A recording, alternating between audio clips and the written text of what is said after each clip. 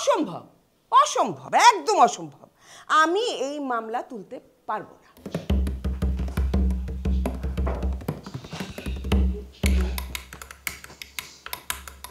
কি করো মা?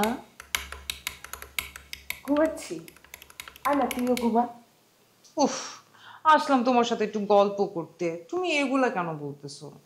যা বলবি সরাসরি বল, উল্টা পাল্টা কথা বলিস না তো। এই আমার রেসিপিতে ভুল হয়ে যাবে সব। আসলাম একটু কথা বলতে, এখন উল্টাপাল্টা কথা বলতেছে। এই জন্যই না তোমার সাথে আমার মেজাজ গরম হয়। বুঝলাম না, ভুলে পড়া রেসিপিতে আবার ভুল হয় কেমন?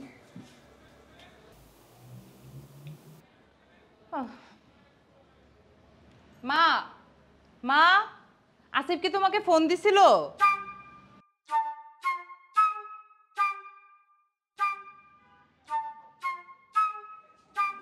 এই তুই ওই নারী নির্যাতনকারীকে নিয়ে বারবার প্রশ্ন করতেছিস কেন? হ্যাঁ মা, আসিফ তো নারী নির্যাতন করে নাই।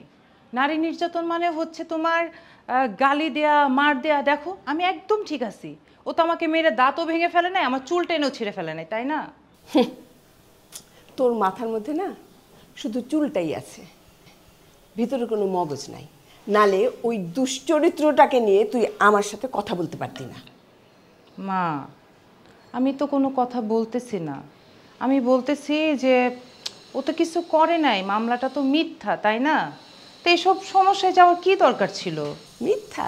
মামলাটা মিথ্যা, কিন্তু আমার মেয়েকে বাড়ি থেকে বের করে দিবে আর আমি তাকে ছেড়ে দিব? মা, আসিফ তো আমাকে বের করে দেয় নাই, আমি নিজেই চলে আসছি রাগ করে। ওই হলো একই কথা। শোন, ওই শয়তানটাকে নিয়ে আমার সাথে আর কথা বলবি না।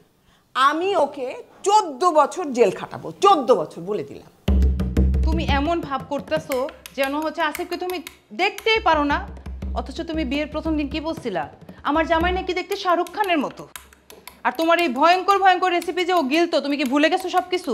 শোন, শাহরুখ খান, শাহরুখ খান না, শাহরুখ খানের দারোয়ান। মা, আচ্ছা, আমি একটা জিনিস বুঝতে পারতেছি না।